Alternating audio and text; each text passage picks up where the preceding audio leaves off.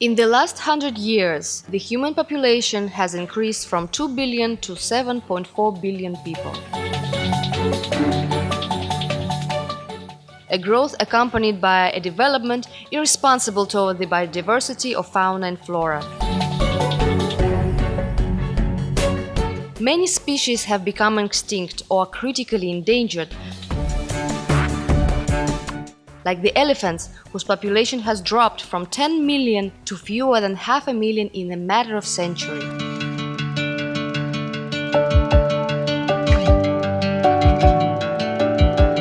Our labor is to bring society closer to nature, raising awareness about the importance of protecting its diversity. We know that a zoo will never be exactly like nature, but we can give the safety and care that the animals in the wild are in need of. We truly believe that the zoo is the embassy of the exotic animals.